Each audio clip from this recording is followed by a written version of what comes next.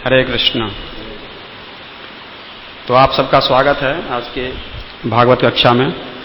और ये बोर्ड पर श्लोक लिखा हुआ है स्कंद 6 चैप्टर 11 और वर्ष नंबर 19। शब्दार्थ अनुवाद एवं तात्पर्यशील भक्तिवेदांत स्वामी शील प्रभुपाद के द्वारा शील प्रभुपाद की सुरा ईश।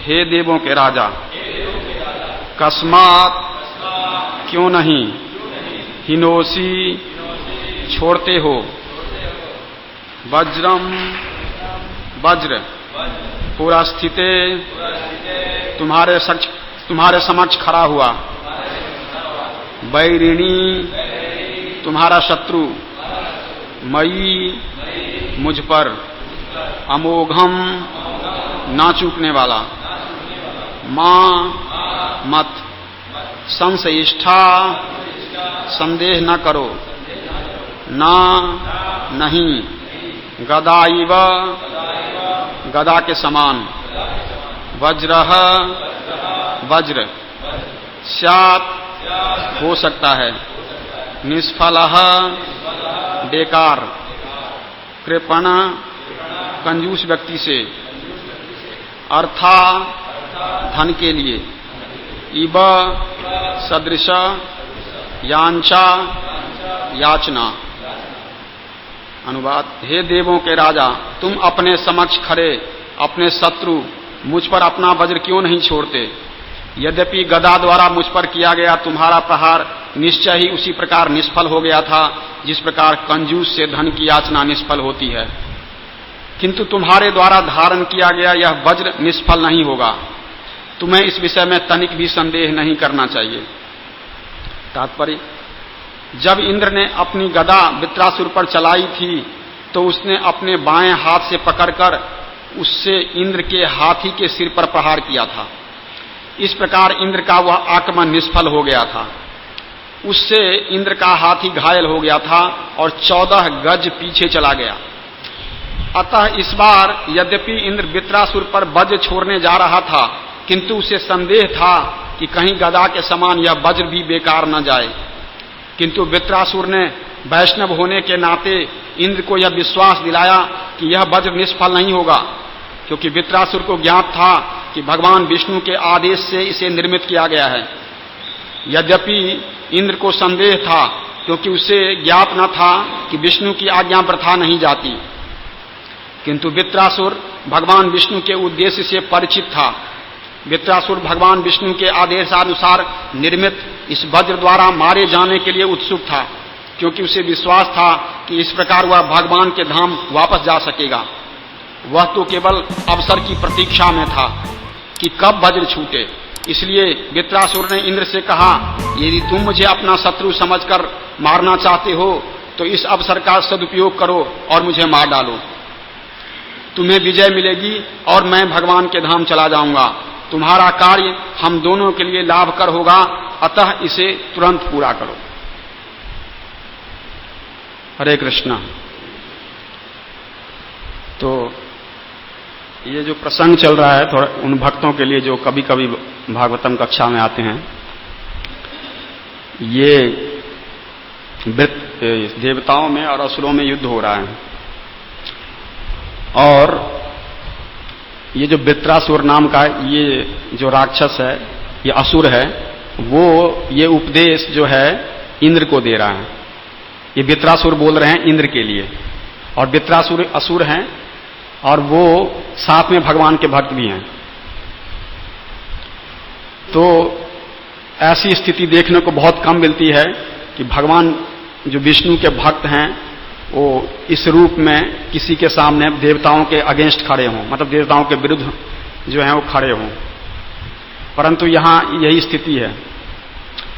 पहले की जो कथा है कि ये वृत्रासुर पिछले जन्म में महाराज चित्रकेतु थे, और एक बार उन्होंने माता पार्वती के ऊपर कुछ कमेंट कर दिया था, तो माता पार्वती ने उनको शाप दे दिया था कि आप जो है असुर बन जाओ, तो वो असुर बन गए। इधर जो उन्होंने इंद्र ने विश्वरूप का, अपने एक गुरु थे उनके विश्वरूप, उनके उस सिर काट दिया था उन्होंने। तो उसकी वजह से क्या हुआ कि उन्हें ब्रह्म हत्या का पाप लगा था, और उस ब्रह्म हत्या के पाप को से जो है वो जो पाप उत्पन्न हुए, जो पाप का परिणाम उत्पन्न हुआ, उसको उन्होंने 4 भागों में डिवाइड करके 4 अलग अलग लोगों को बांट दिए थे। उसके बाद जो उनके पिता थे, यानी विश्वरूप के जो पिता थे त्वष्टा, त्वष्टा ने एक यज्ञ किया और यज्ञ से इस पुत्र को उत्पन्न किया जिसका नाम था वृत्रासुर। और ये बहुत पावरफुल थे क्योंकि ये पिछले जन्म में भगवान के भक्त थे। ये वही महाराज चित्रकेतु हैं, भागवतम के वही कैरेक्टर हैं जिससे पिछले जन्म में जब महाराज चित्रकेतु थे तो इनकी 1 करोड़ पत्नियां थी। 1 करोड़ पत्नी जो ह्यूमन हिस्ट्री में और या देवताओं की हिस्ट्री में किसी की नहीं थी, आज तक भगवान की भी नहीं हुई, परंतु इनकी थी। महाराज चित्रकेतु की 1 करोड़ पत्नी थी और किसी भी पत्नी से कोई संतान नहीं थी। तो वो एक अलग कहानी है। जो अब ये जो कहानी जब वृत्रासुर के रूप में वो प्रकट हुए हैं, और ये भगवान शंकरसन के जो हैं वो भक्त हैं।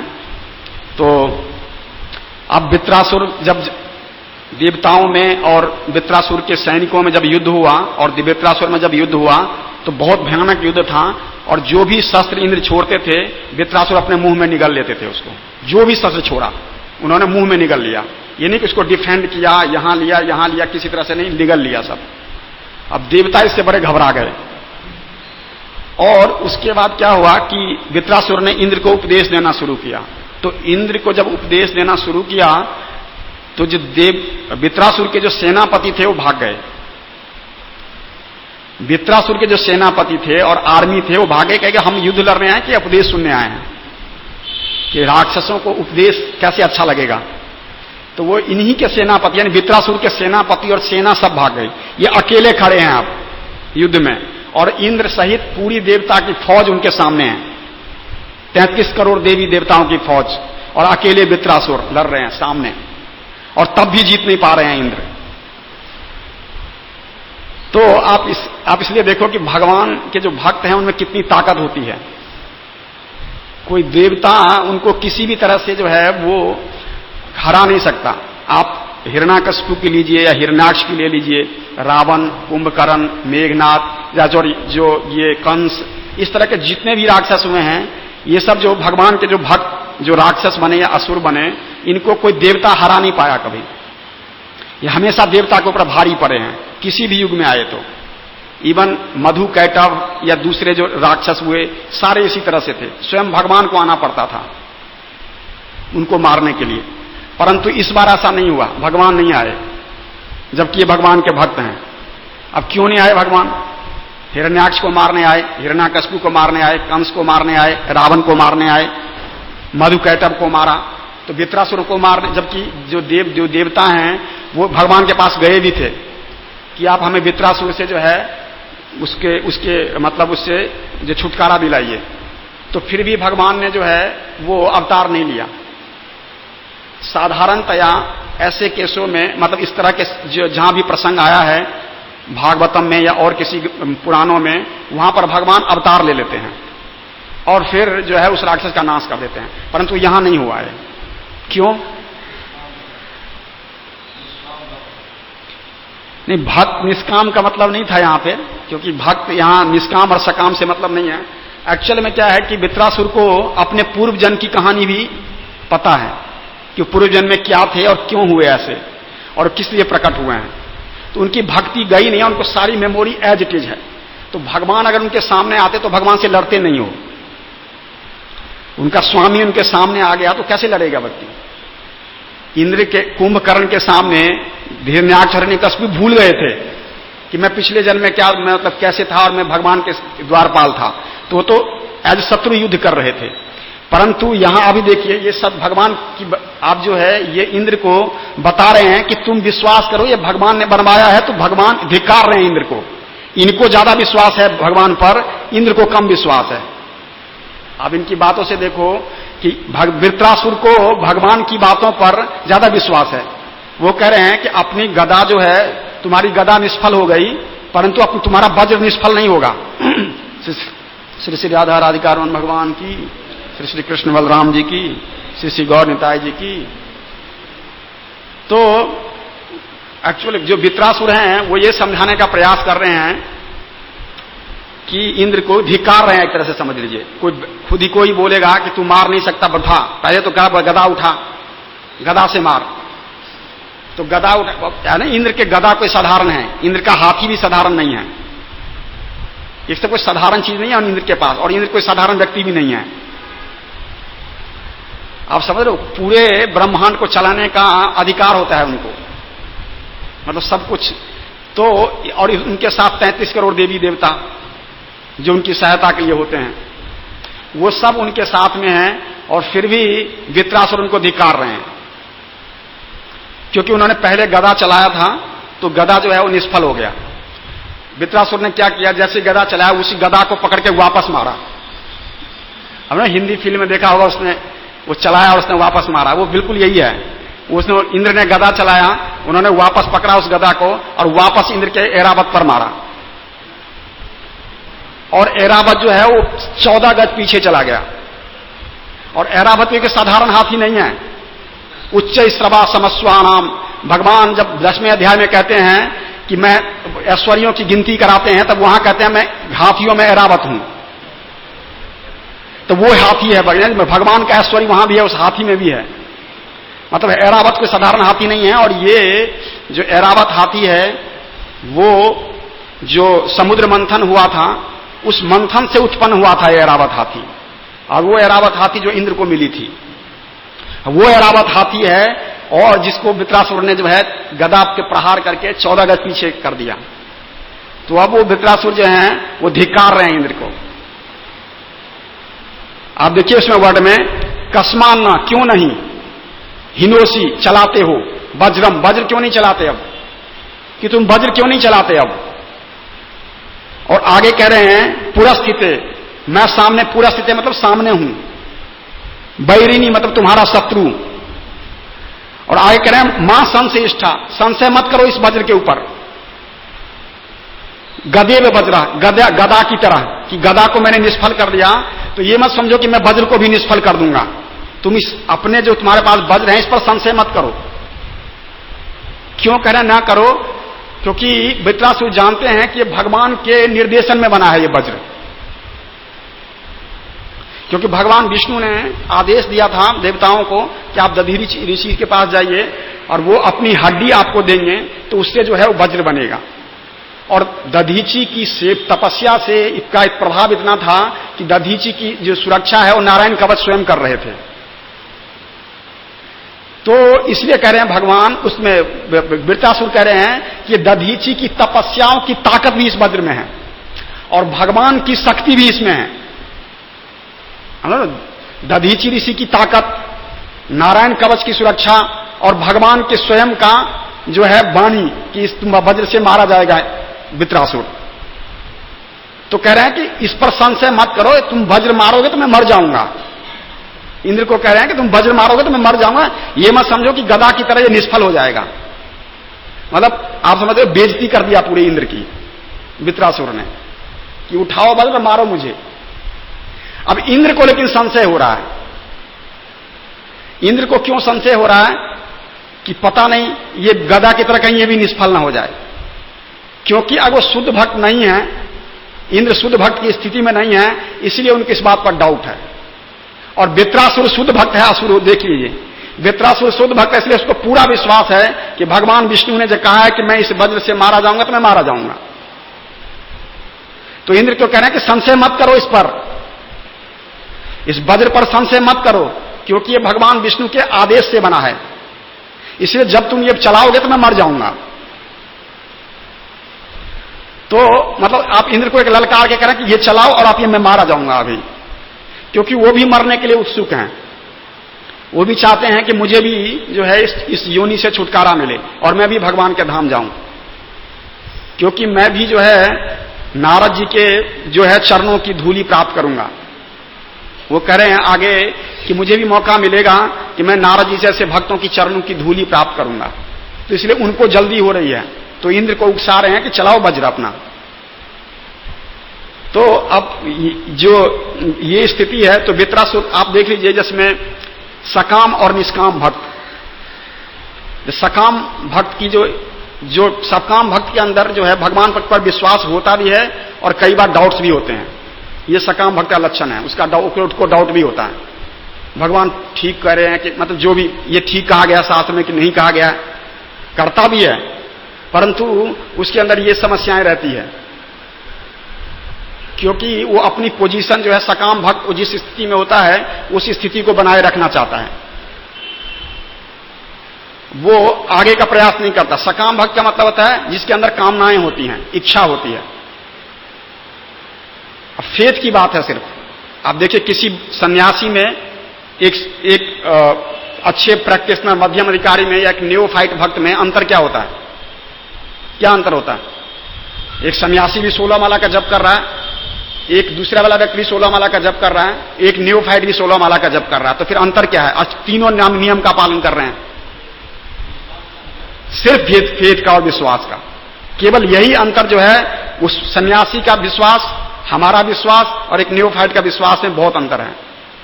सन्यासी पूरी इस कन्विक्शन में होता है कि कृष्ण उसकी रक्षा करेंगे हर परिस्थिति में, पूरा विश्वास होता है कृष्ण पर हमें डाउट होता है।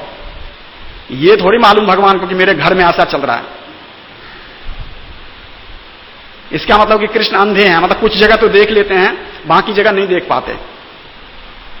मतलब कुछ परिस्थितियों को देख पाते हैं वो, बाकी परिस्थितियों को नहीं देख पाते।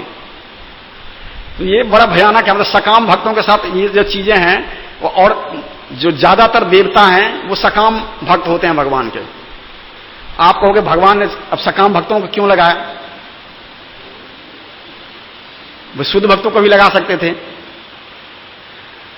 तो एक्चुअल में क्या होता है कि हमारे पास जो लोग अवेलेबल हैं, अपने पुण्य कर्म के हिसाब से जो व्यक्ति आपके पास अवेलेबल है, आप उसी से काम करना पड़ेगा आपको। आपके पास जो व्यक्ति अवेलेबल है उसी से काम करना पड़ेगा, वो अच्छा है या बुरा है। क्योंकि इंद्र बनना भी कोई साधारण बात नहीं है। इंद्र बनने के लिए भी बहुत बड़ी तपस्या चाहिए। तो जो व्यक्ति इतनी तपस्या करके इस पोस्ट तक आया है वो कोई साधारण व्यक्ति तो नहीं है निश्चित रूप से। क्योंकि कई बार ऐसा होता है कि कोई व्यक्ति नहीं मिलता, कोई जीवात्मा नहीं मिलता इंद्र पोस्ट के लिए, तो भगवान स्वयं इंद्र बनते हैं। फिर ऐसा भी होता है, भगवान ब्रह्मा भी स्वयं बन जाते हैं कई बार। अगर कोई जीव तत्व में से कोई व्यक्ति ना मिला, ब्रह्मा के योग्य नहीं है, तो फिर भगवान स्वयं ब्रह्मा बनते हैं। तो ये बड़ा अच्छा है सकाम का, निष्काम का, एक साधारण भक्त का जो है वो डिस्क्रिमिनेशन। अभी मैं थोड़ी देर पहले रेवोल्यूशन से बात कर रहा था, बड़ी अच्छी बात बता रहे थे वो। उन्होंने बोला कि क्या डेफिनेशन है उसमें, तो उन्होंने बताया कि विश्वास तीनों को है। एक साधारण व्यक्ति है, साधारण भक्त है, या असुर है। एक असुर को भी विश्वास है कि ये भगवान के बारे में, उसको भी आत्मा का ज्ञान होता है। ऐसा नहीं कि असुर को आत्मा का ज्ञान नहीं होता। आप देखो जो हिरण्याकश्यपु ने, जब उसका हिरण्याक्ष मर गया था तो अपनी भाभी को उसने उपदेश दिया, अपनी मां को और अपनी भाभी को उसने उपदेश दिया, आत्मा का उपदेश दिया है उसने। कुंभकर्ण ने रावण को उपदेश दिया है कि जब उसने उसको उठाया सोते हुए से कि लंका पर आक्रमण कर दिया है, तो अयोध्या के राजकुमारों ने, तो उसने कहा वो साधारण राजकुमार नहीं है। कुंभकर्ण जो 6 महीने से सोया हुआ है, रावण को उपदेश देने लग गया कि मूर्ख, तू भगवान से तूने बैर मोल ले ली। तो ऐसा नहीं कि उनको ज्ञान नहीं है, ज्ञान उनको, असुर को भी है ज्ञान, एक साधारण भक्त को भी है, और ज्ञान एक शुद्ध भक्त को भी है। सकाम भक्त को भी यह ज्ञान है, शुद्ध भक्त को भी यह ज्ञान है। तो फिर अंतर क्या है? अंतर है एप्लीकेशन। एप्लीकेशन कौन कितना करता है, उसी से वो असुर बनता है, एक साधारण भक्त बनता है, और एक शुद्ध भक्त बनता है, ये सकाम भक्त बनता है। किस उसने अप्लाई किया है अपने जीवन में इस चीज को, कितना एप्लीकेशन है। क्योंकि ज्ञान तो सबको है, आत्मा का। इस भारत में आप रिक्शे वाले से भी पूछो, वो भी एक फिलॉसफी बताएगा आपको, सब मरना ही है जी, एक दिन सब खत्म हो जाएगा, सब कुछ। आप देखो इतनी बड़ी बड़ी बातें करते हैं लोग, पर रियलाइजेशन किसी को नहीं है। क्योंकि अगर रियलाइजेशन होगी तो निश्चित रूप से उसके सारे कार्य अलग हो जाएंगे, उसके काम करने का ढंग, उसके बोलने का ढंग, उसके चलने का तरीका, हर चीज अलग हो जाएगा। तो रियलाइजेशन नहीं है। तो यहां भी यही है, जो जितनी एप्लीकेशन करेगा वो उतना बड़ा भक्त है। क्योंकि ये ज्ञान सबको है, तो एक व्यक्ति अप्लाई कर रहा है इसलिए शुद्ध भक्त है, एक व्यक्ति थोड़ा अप्लाई कर भी रहा है और डाउट भी हो रहा है तो सकाम भक्त है, और एक व्यक्ति अप्लाई कर नहीं रहा तो असुर है। पर ज्ञान तो हर जगह है, तीनों जगह एक जैसा ज्ञान है, और ज्ञान एक ही सोर्स से आ रहा है। जो भी कोई ज्ञान देगा, अगर असुरों के जो गुरु हैं शुक्राचार्य, वो भी यही ज्ञान देते हैं, पर व्याख्या उसकी अलग हो जाती है। मान लीजिए बिजली का सॉकेट है, तो पावर दोनों एक ही है, उससे आप ठंडा भी कर सकते हो, गर्म भी कर सकते हो। पावर तो एक ही जगह से आ रहा है। ऐसा नहीं कि ठंडे के लिए कोई अलग चीज लगी है और गर्म करने के लिए कोई अलग चीज लगी है। सोर्स तो एक ही है, फंक्शन अलग अलग है। तो ज्ञान एक ही जगह से आ रहा है, एप्लीकेशन अलग अलग है। तो एप्लीकेशन अलग अलग होने की वजह से क्या है, ये कोई शुद्ध भक्त है, कोई जो है वो सकाम भक्त है, और कोई न्योफाइट है। इसीलिए तो ये प्रभुपाद जो इसमें लिख रहे हैं कि जो रियल भक्त होता है उसका मोटिव केवल भगवान की प्रसन्नता होती है। वो किसी भी रूप और जहां भी रहेगा वो भगवान की प्रसन्नता चाहेगा। बेत्रासुर यहां भी है, देख लीजिए, असुर है और इस कंडीशन में है, युद्ध के मैदान में खड़ा है, तब भी उसको भगवान की बातों पर कितना विश्वास है।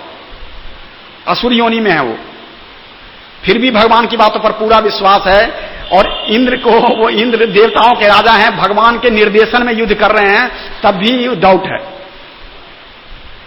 तो ये शुद्ध भक्त के लक्षण है। प्रभुपाद लिखते हैं कि शुद्ध भक्त को इससे ज्यादा और कुछ नहीं चाहिए। उसको लगता है भगवान की बातों पर पूरा विश्वास होता है, और वो किसी भी रूप में कहीं भी क्यों न रहे। तभी कहते हैं कि शुद्ध भक्त नरक में चला जाए, स्वर्ग में रहे, कहीं और रहे, उसका एक ही मोटिव है, भगवान की सेवा करना, भगवान को प्रसन्न करना। तो ये जो है बहुत इंपॉर्टेंट है कि हम इस तरह से देख सकते हैं कि शुद्ध भक्त का जो है एक, और अशुद्ध जो एक सकाम भक्त है उसमें किस तरह से है। फिर इसमें एक और पॉइंट आता है कि इसमें लिखा गया है कि जो कंजूस से धन की याचना निष्फल होती है। प्रभुपाद जो है उसमें यह लिखा गया है कि बड़ा एग्जाम्पल जो है वित्रासुर ने देखिए क्या दिया है कि तुम्हारा वज्र उस तरह निष्फल हो गया जैसे कंजूस से धन मांगना निष्फल हो जाता है। क्यों, कंजूस से अगर आप धन मांगेंगे तो नहीं देगा, तो उसी तरह से निष्फल हो गया जैसे तुम्हारा जो ये गदा जो है, और उसी से तरह से निष्फल हो गया जैसे कंजूस से धन मांगना निष्फल हो गया। तो ये एक बहुत इंपॉर्टेंट है कि प्रभुपाद वैसे कंजूस की जो व्याख्या करते हैं तो उसमें है कि जो व्यक्ति अपना धन, अपना शरीर जो है वो भगवान की सेवा में नहीं लगाता। इतना सुंदर अवसर मिला है मानव जीवन का, और ये मानव जीवन प्राप्त करने के बाद भी अगर वो इसको भगवान की सेवा में नहीं लगाता तो इसका मतलब वो व्यक्ति कंजूस है। या फिर उसके पास भगवान ने अगर उसको धन दिया है और वो उस धन को अगर उपयोग भगवान की सेवा में नहीं करता तो निश्चित रूप से वो जो है व्यक्ति कंजूस है। क्योंकि जो व्यक्ति है, वो मांगने वाला व्यक्ति है, वो निश्चित रूप से वो छोटा होता है। मांगने वाला व्यक्ति कभी बड़ा नहीं होता। आप किसी से याचना करते हो, इसका मतलब आपकी पोजीशन छोटी है, मांगने वाले की पोजीशन बड़ी होती है। जो देने वाले की पोजीशन बड़ी होती है और मांगने वाले की पोजीशन छोटी होती है, वो चाहे कोई भी हो। तो आप देखिए, जैसे आप इसको इस प्रसंग में देख लीजिए कि जैसे भगवान वामन जब बलि महाराज से मांगने जाते हैं तो वहां, हालांकि वो छल करते हैं वहां पर, फिर भी वो बलि महाराज की बहुत प्रशंसा करते हैं वहां कि आप बहुत बड़े राजा हैं, आप बहुत बड़े दानी हैं, वीर हैं, आप वचन देके मुकरते नहीं। हर तरह से जो है वो उनकी जो है ग्लोरीफाई करते हैं महाराज बलि को, और फिर याचना करते हैं कि मैं जो है हूं कुछ मांगने आया हूं आपसे। तो मतलब भगवान होते हुए भी अपने आप को वहां छोटा दिखा रहे हैं, और भगवान कह भी रहे हैं वहां पर कि मैं जो हूं वो आपसे मांगने आया हूं, इसीलिए मेरी स्थिति जो है एक भीख मांगने वाले व्यक्ति की तरह है।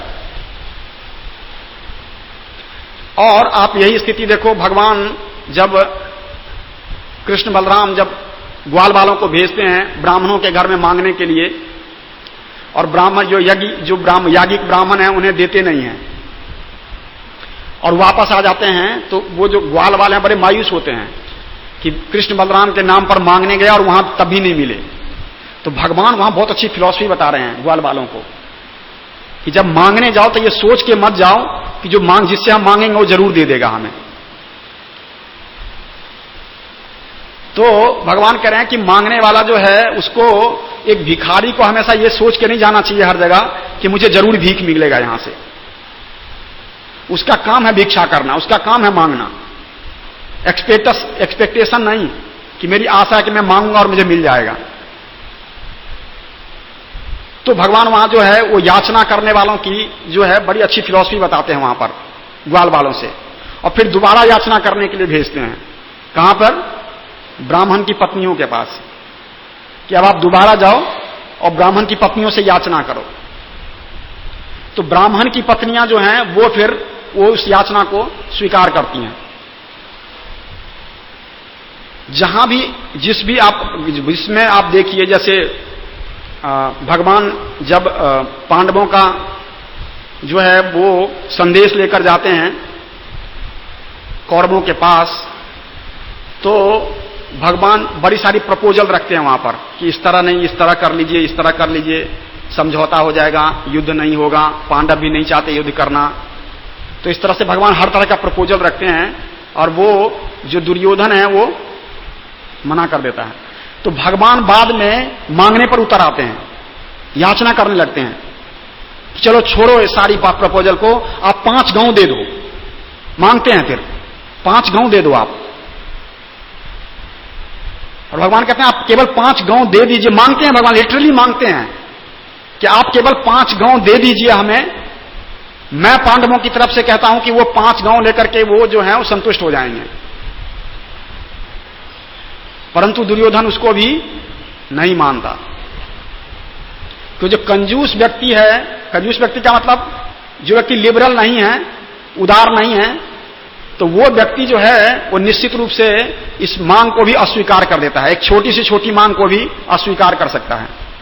और यही बात जो है दुर्योधन ने वहां पर किया। उसने भगवान की इस छोटी सी मांग को, 5 गांव की मांग को जो है अस्वीकार कर दिया,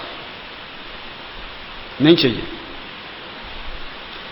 तो जो ये मांगने की ये याचना जो है, इतिहास में और भी बड़ी सारी घटनाएं आती हैं जहां याचना करने वाले जो हैं अपनी स्थिति, मतलब मतलब आप एक तरह से समझ लीजिए, याचना करने का मतलब है भीख मांगना।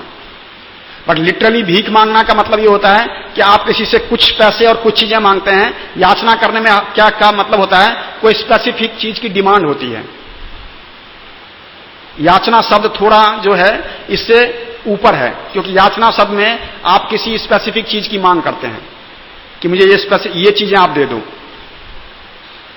और इसी तरह से जो बड़े बड़े दानी राजा हुए हैं इतिहास में, चाहे उन महाराज नृग हुए हों या कर्ण हुए हों, ये लोग इस चीज के लिए जो है बहुत प्रसिद्ध हैं, अपने दान के लिए जो है याचक की याचना को जो है स्वीकार करने के लिए।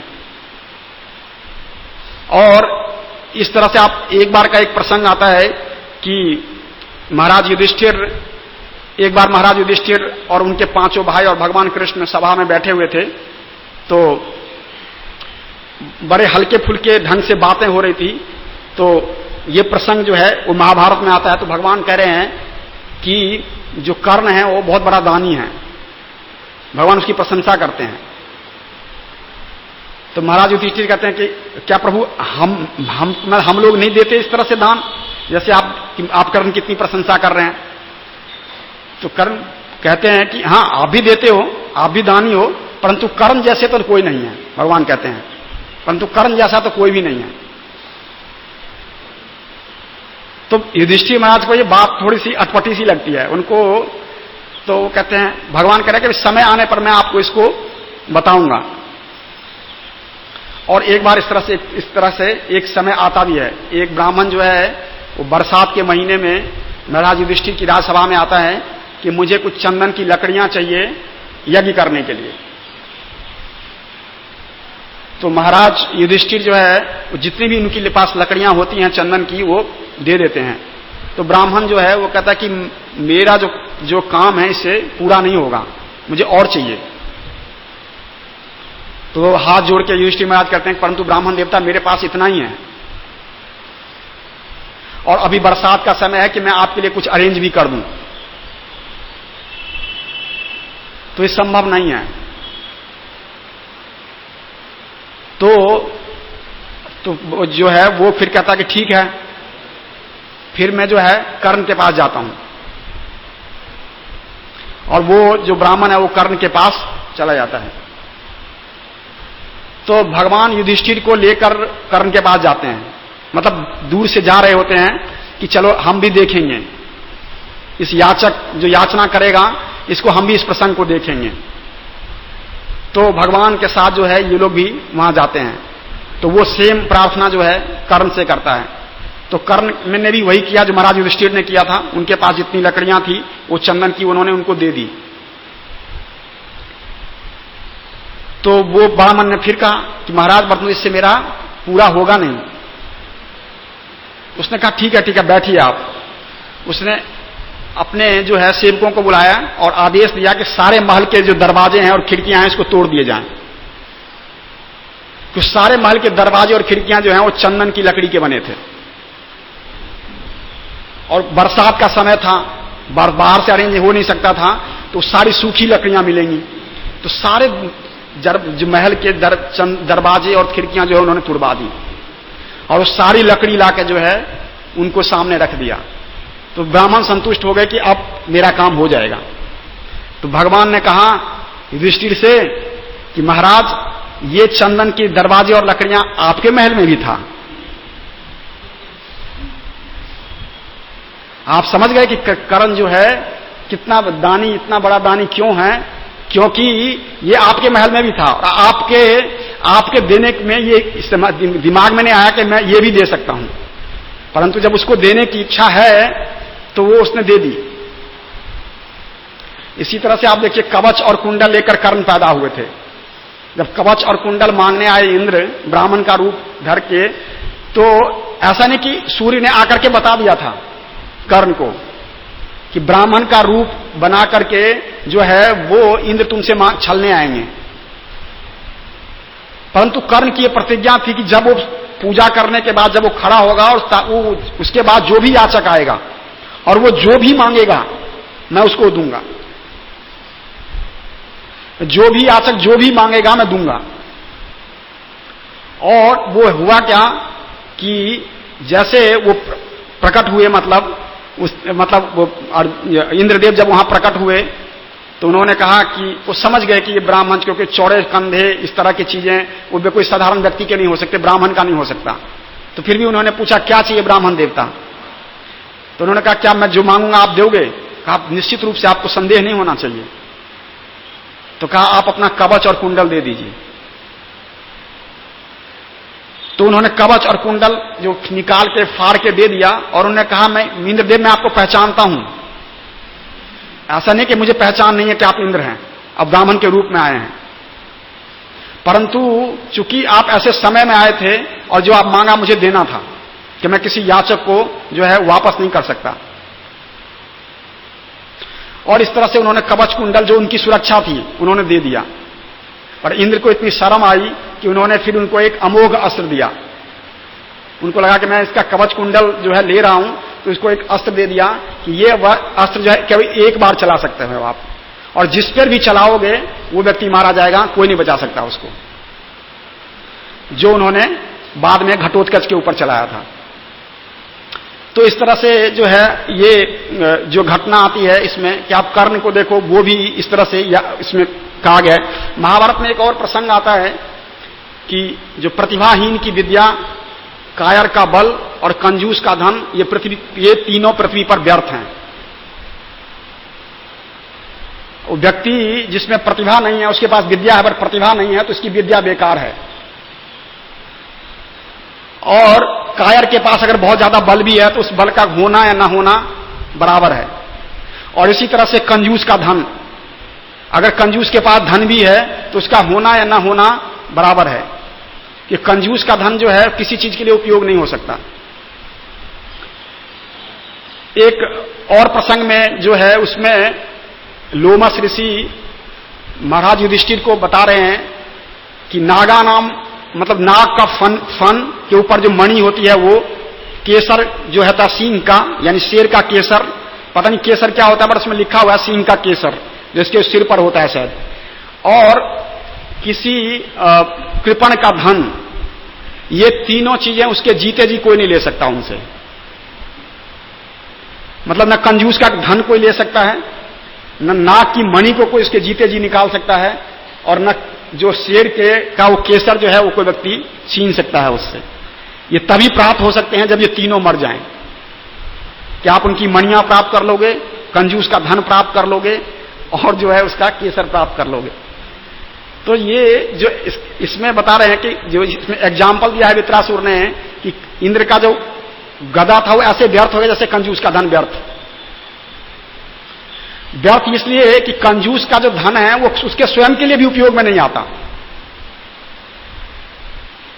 उसके स्वयं के लिए उपयोग में भी नहीं है, इसीलिए कंजूस का धन व्यर्थ है। वो स्वयं के लिए उपयोग नहीं करता। धन का मतलब है कि या धन की तीन गतियां बताई गई हैं शास्त्रों में, या दान करो, या भोग करो, या नाश हो जाएगा। दान, भोग या नाश, तीन ही गति बताई गई है धन की। तो अगर हम धन का सही उपयोग करते हैं तो अगला जन्म जो है हम ठीक कर लेते हैं। निश्चित रूप से जो है दान का बहुत बड़ा परिणाम है। हरि नाम के बाद अगर कोई चीज इस कलयुग में किसी को सबसे ज्यादा शुद्ध करती है तो वो दान है, सबसे ज्यादा। तो निश्चित रूप से हमें इस, और खास करके गृहस्थों के लिए तो बताया गया है कि उसके ये जीवनचर्या होनी चाहिए दान देना, जीवनचर्या होना चाहिए। आप पहले के लोगों को देखो, जो अभी भी कुछ माता जी होंगी, वो पहले लोग आटा भी निकालते थे, घर की सब्जियां निकालते थे, कुछ रोज निकाल के रखते थे, एक एक कटोरी निकाल दी चाहे तो रोज निकाल के रखते थे, ताकि उनको एक व्यक्ति को खिलाना होता है। मत इस हिसाब से निकालते थे कि एक व्यक्ति का भोजन हो जाए। और अब स्थिति बदल गई है। अब तो लोग जुगाड़ लगा के मंदिर में भी ऐसे मैनिपुलेट करते हैं बाहर से आके कि कौन से भक्त से कौन सा ज्यादा फायदा होगा, कैसे ज्यादा फायदा किस भक्त से दोस्ती करने से होगा, किस भक्त को सही टारगेट करूंगा जो ज्यादा से ज्यादा खींच सकूं यहां से भी, क्योंकि समय बदल गया है। तो स्थिति थोड़ी सी उल्टी हो गई है। मतलब वो पहले वो देते थे, अब वो सोचते हैं कैसे खींच ले ले इनसे। तो ये एक्चुअली में जो है वो, हालांकि तुलसीदास रामचरितमानस में लिखते हैं कि बहुत अच्छा प्रसंग है जिसमें वो बता रहे हैं कि जो दान है वो किसी भी विधि से अगर किया जाएगा, किसी भी विधि से करे तो दान जो व्यक्ति का है जो है कल्याण करेगा। प्रगट चारि पद धर्म के कलिमह एक प्रधान, येन केन विधि दिन है दान करई कल्याण। प्रगट चारि पद धर्म के कलिमह एक प्रधान, उसने लिखा है कि जो ये कली में जो है ये दान की बहुत प्रधानता है, और कोई किसी भी तरह से दान करता है तो इसका मतलब उसका शुद्धिकरण होगा। तो जो इसमें वृत्तासुर बता रहा है कि हम याचना करने जाए और व्यक्ति वापस चला जाए, तो हमें इस तरह से नहीं होना चाहिए। एक्चुअली में जो भक्तों का समाज है और भक्त जो जुड़े हुए गृहस्थ हैं मंदिर से, वो जो इसमें और जो इस भक्ति से जुड़े हुए हैं, उनको जन्माष्टमी, राधाष्टमी या इस तरह से जो भी चीजें फेस्टिवल्स आते हैं भगवान के, इसमें उदारता से देना चाहिए।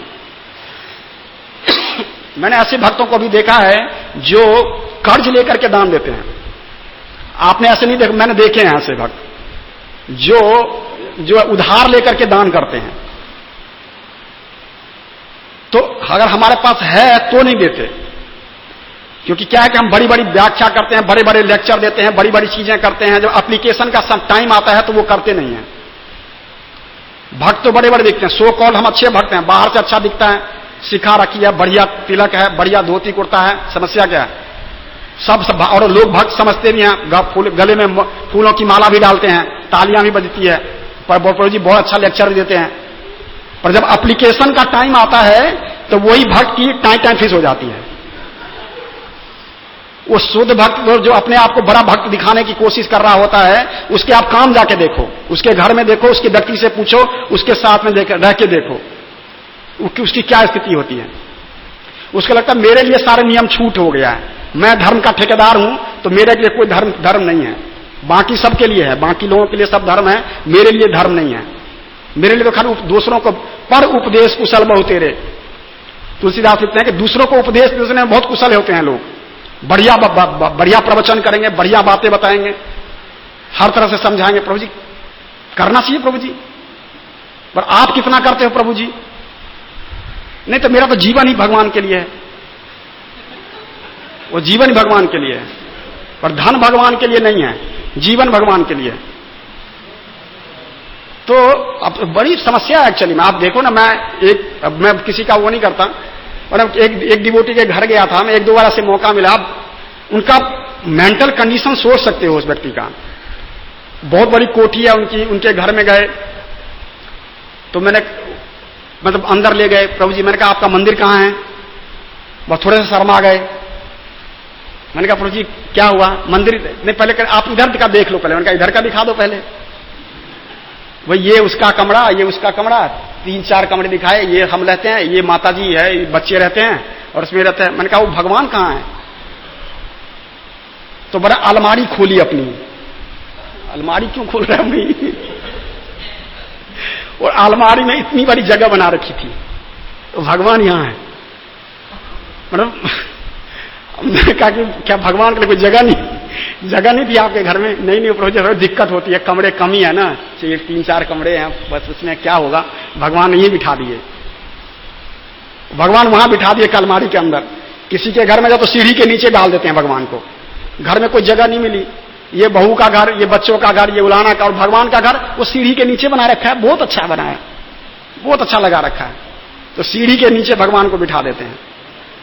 तो कहने का मतलब ये नहीं है, खैर मैं वो नहीं करना, मतलब किसी तरह से किसी के ऊपर जो है आक्षेप नहीं करना चाहता, बट हम इससे पता लगता है कि हम किस तरह के व्यक्ति हैं, हमारी मेंटेलिटी क्या है, हम क्या, अगर जो व्यक्ति इस तरह का है इसका मतलब भगवान के लिए कुछ करेगा, कुछ दान देगा, कुछ किसी की याचनाएं स्वीकार करेगा, संभव नहीं है। ये उदारता दिखाना और ये बड़ी जो भगवान जो है, ये उदारता भी जो है वो दैवी गुण है, ये दैवी गुण है उदारता। कोई ऐसा नहीं कि किसके पास पैसा है वो देगा भी, संभव नहीं है। ये भगवान ने इस जो ये भौतिक जगत इसका डिजाइन बहुत बड़े मतलब आप समझ लीजिए बड़े विचित्र ढंग से किया है।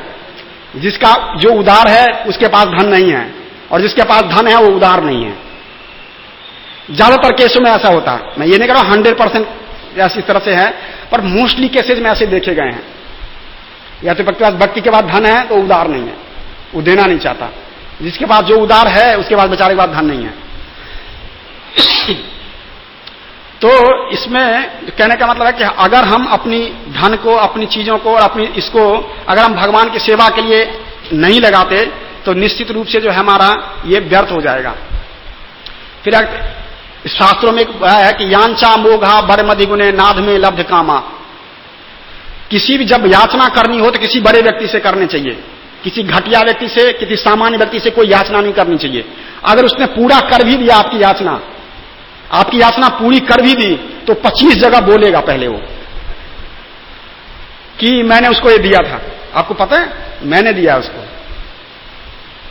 क्योंकि उसके अंदर ये भावना है कि मैंने दिया है, तो वो 10 जगह बताएगा पहले। इसीलिए छोटे लोगों से कहा जाता है कि जो उदार नहीं है उनसे ना याचना नहीं करनी चाहिए। आप कहोगे बड़े लोगों से मांगने का है कि अगर आप उसने नहीं भी दिया तो उसमें हमारी कुछ हानि नहीं होगी। और एक जगह और आता है कि सेवनीयो महद वृक्ष। अगर आप बड़े वृक्ष से मांगते हो, बड़े वृक्ष की सेवा करके उससे मांगते हो तो चलो वो फल नहीं देगा, पर छाया देने से चूकेगा नहीं, छाया तो जरूर देगा। अगर उसने फल नहीं दिया, किसी पेड़ की आपने सेवा की, उसने फल नहीं देगा हो सकता है, पर छाया देने से रुकेगा नहीं, आपको छाया तो जरूर देगा। तो बड़े व्यक्ति से जब हम याचना करेंगे, हो सकता है वो ना दे, हो सकता है, परंतु वो आपको संरक्षण जरूर देगा। इसीलिए किसी छोटे व्यक्ति से मांगना कभी ठीक नहीं है और कभी नहीं मांगना चाहिए। तो ये बहुत इंपॉर्टेंट है कि हम जो है किस तरह के व्यक्ति से जो है मांगते हैं। और कई जगह पर इस तरह से वर्णन आया है कि जो आप जो इवन हिस्ट्री में बहुत सारे ऐसे लोग हुए हैं जैसे जो भगवान के भक्त थे जिन्होंने खूब उदारता से दान किया है। जैसे आपने रहीम का नाम सुना होगा, अब्दुल रहीम खान खाना, उनका पूरा नाम था अब्दुल रहीम खान खाना, तो उसके रहीम के नाम से हम लोग ज्यादा जानते हैं। तो रहीम बहुत बड़े उदार व्यक्ति थे और बहुत बहुत बड़े दानी थे। तो वो जब दान देते थे तो अपने सिर को नीचे कर लेते थे, ऐसे करके दान देते थे। मतलब कोई आ रहा है कुछ भी देना है तो व्यक्ति की तरफ देखते नहीं थे कि किसको दान दे रहा हूं। तो उनकी बहुत बहुत ख्याति थी। और लोग जो है, तो एक बार तुलसीदास के वो कंटेम्परेरी थे, समकालीन थे, तो एक बार तुलसीदास भी देखने आए। तो जब देखा कि अब्दुल रहीम खान खाना किस तरह से कर रहे हैं, तो उन्होंने देखा कि दूर से बैठ करके कि वो व्यक्ति जो एक बार लेके चला गया है दोबारा लाइन में लग के आ रहा है मांगने के लिए। उन्होंने रहीम से कहा कि आप उनकी तरफ देखते क्यों नहीं हो? वो व्यक्ति जो एक बार आपसे दान लेके गया है वही दोबारा आ जाता है आपसे मांगने के लिए। तो रहीम ने कहा बट मैं क्या कर सकता हूं? तो उन्होंने बहुत अच्छी बात कही, देनदार कोई और है, देता है बिन रैन, लोग भरम मुझ पे करे, तासो नीचो नैन। कि देनदार तो कोई और है जो दिन रात देता रहता है, कहीं लोग ये न समझ ले कि रहीम दानी है, इसीलिए मैं अपनी आंखें नीचे करके देता हूं। और कुछ मेरे दिमाग में ये ना उसमें आना आ जाए कि मैंने इसको दान दिया था, तो इसीलिए जो मैं आंखें जो है नीची करके दान देता हूं। तो इसमें शास्त्रों में यही बताया गया कि एक तो जब भी मांगना हो हमें बड़े लोगों से मांगना चाहिए, क्योंकि वो कभी किसी जो है वो कर जो उन्होंने कर दिया, जो उसने उपकार किया है आप पर, वो किसी को बताएंगे नहीं। क्योंकि ज्यादातर जो कलयुग में लोग हैं उसी तरह के लोग होते हैं, करेंगे थोड़ा और बताएंगे ज्यादा। 5 तरह के मूर्ख बताए गए हैं शास्त्र में। 5 तरह के मूर्ख में से एक ये मूर्ख भी होता है जो दान देकर के बताता है लोगों को। गतम न सोचाम कृतम न मन्ये, चलन न खादन हसन न जलपे, द्वाभ्याम तृतीयो न भवामी राजन, कथम असी मूर्खो भोज राजा। जो अपने बीती बातों को जो है सोचता रहता है कि अरे मेरे साथ ऐसा हो गया, बड़ी प्रॉब्लम थी, ऐसे हो गया, तो कहता है ये ऐसा व्यक्ति बहुत बड़ा मूर्ख है जो अपने पिछली बातों को सोचता रहता है। गतम न सोचामी कृतम न मन्ये, जो किसी को दान देके या उपकार करके बार बार बताता है मैंने दान दिया, मैंने प्रभु जी को दिया था, पता है आपको, मैंने पिछली बार आपको जन्माष्टमी में दी थी, प्रभु जी चेक दिया था आपको। अब कहां प्रभु जी, अब तो राधाष्टमी में दे तो दिया आपको जन्माष्टमी, अब राधाष्टमी में कहां से जन्माष्टमी में आपको दे दिया, तो बार बार बताएगा, बार बार आ जाते, मैंने कितनी बार तो दिया है इनको, साल में 10 बार दे देता हूं। तो कह रहा है ऐसा व्यक्ति बहुत बड़ा मूर्ख है जो दे करके फिर इसको फिर बार बार बताता है। गतम न सोचाम कृतम न मन्ये, चलन न खादन हसन न जलपे, जो चलता भी रहता है चलते हुए खाता रहता है, तो बहुत बड़ा मूर्ख है, चलते चलते खाता है।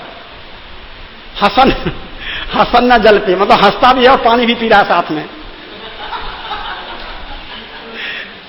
ये कह रहा है कि और द्वाभ्याम जब दो बात कर रहे हो तो हम बीच में पहुंच जाते हैं, प्रभु जी और क्या चल रहा है, वो पता है आपको दो प्रभु जी बात कर रहे हैं तो हम बीच में पहुंच जाते, कहते हैं वो भी बहुत बड़ा मूर्ख है। तो जो दान दे करके, मैं इसलिए बता रहा था कि 5 तरह के मूर्ख शास्त्रों में कहे गए हैं, तो ये एक मूर्ख वो भी है जो दान देकर सबको बताता है कि मैंने दिया। तो इस तरह से बताना नहीं चाहिए कि पहले के लोग कहते थे कि दान दिया तो दाएं हाथ से दो तो बाएं हाथ को पता नहीं लगना चाहिए, लेकिन ठीक है क्योंकि अब इंस्टीट्यूशन बन गए हैं, हमारी संस्थाएं चल रही हैं, तो आप उस व्यक्ति को दो, वहां दान दे दो, रसीद ले लो, चुपके से चले जाओ। जो पता चला कि प्रभु जी मैंने दिया, रसीद दिखाएंगे हर बार, अरे देखो तो सही दिया तो था। तो ये ठीक नहीं है, ये ढिंढोरा पीटना ठीक नहीं है किसी भी तरह से। तो और फिर सबसे बड़ी बात है कि कोई भी याचक अगर आता है आपके पास तो निश्चित रूप से हमें कुछ न कुछ देना चाहिए। हर गृहस्थ का ये धर्म है, वो चाहे अगर उसके पास प्रसाद नहीं है, वो भिखमंगा भी मांगने आता है, भक्ति सिद्धांत महाराज कहते तो उसको भी दो। भक्ति सिद्धांत महाराज ने अपना एक बार अपने गृहस्थ भक्तों का जगन्नाथपुरी में बहुत मजाक उड़ाया, खूब मजाक उड़ाया। उनके साथ 8-10 गृहस्थ भक्त चल रहे थे, तो जो सिंह द्वार पर भीख मांगने वाला, आप गए होंगे जगन्नाथपुरी, सिंह द्वार पर कई मांगने वाले होते हैं। तो जो भक्ति सिद्धांत महाराज के साथ जो डिसाइपल चल रहे थे, उन्हीं के भक्ति सिद्धांत महाराज के डिसाइपल थे, गृहस्थ डिसाइपल, वो हंसने लगे या मुस्कुरा के निकल गए। तो भक्ति सिद्धांत महाराज को बहुत खराब लगा ये। भक्ति सिद्धांत महाराज ने उनके ऊपर व्यंग किया, अरे आप लोग तो सिद्ध हैं, सिद्ध व्यक्ति को कुछ दान देने की आवश्यकता तो होती नहीं है, आप साधु हैं, आप सन्यासी हैं, आपके पास तो पैसे भी नहीं है और आप सीधे व्यक्ति हैं, आपको दान देने की जरूरत भी नहीं है। मतलब इतना मजाक उड़ाया, आप हैरान हो जाओगे। आप सिद्धांत व्यवहार में पढ़िए इसको, पर मतलब बहुत खूब मजाक उड़ाया आपने उसका। और फिर बाद में समझाया कि गृहस्थ का मतलब है कि उसको देना ही चाहिए। याचक उसके पास आता है और या तो उस प्रसाद दे, मतलब कुछ ना कुछ उसको देना चाहिए, खाली हाथ नहीं भेजना चाहिए। ये गृहस्थ का दायित्व है, उसको देना चाहिए, पनिशमेंट के रूप में दो उसको दान। फिर तो निश्चित रूप से जो है हमारे अंदर भी ये भावना चाहिए कि हम याचक को वापस ना कर दें। रहीम जी कहते हैं कि रहीमन वे नर मर चुके जे कहीं मांगने जाए, कि वो लोग मरे हुए हैं जो कहीं मांगने जाते हैं। परंतु आगे क्या कह रहे हैं, उनते पहले वे मुए जिन मुख निक्षत नाही। उससे ज्यादा मरा हुआ और गिरा हुआ वो व्यक्ति है जो मांगने वाले को भी मना कर देता है। वो सबसे नीच और गिरा हुआ व्यक्ति है। एक तो मांगने वाला व्यक्ति जो छोटा बन के उसके पास याचना करने जाता है, और वो कितना गिरा हुआ व्यक्ति है जो याचक को भी मना कर देता है कि नहीं दूंगा या नहीं है। लेकिन ये जो चीजें हैं, हमारी स्थिति ऐसी नहीं हुई। आप वृत्रासुर इंद्र को कह रहे हैं कि तुम्हारा जो वज्र है वो निष्फल नहीं होगा। कैसे? कंजूस व्यक्ति के पास मांगने जाने की तरह निष्फल नहीं होगा वो। इसीलिए अपने वज्र जो है उठाओ और मुझे ऊपर वार करो, क्योंकि ये जो वज्र है वो भगवान विष्णु के बातों मतलब इंस्ट्रक्शन में और दधीति ऋषि की तपस्याओं से बना हुआ है, तो ये निष्फल नहीं होगा और मैं मारा जाऊंगा। तो इस तरह से जो है उनको फिर ये उपदेश दिया। हरे कृष्णा। श्रील प्रभुपाद की, अनंत कोटि वैष्णव वृंद की, निताय गौर प्रेमानंदे।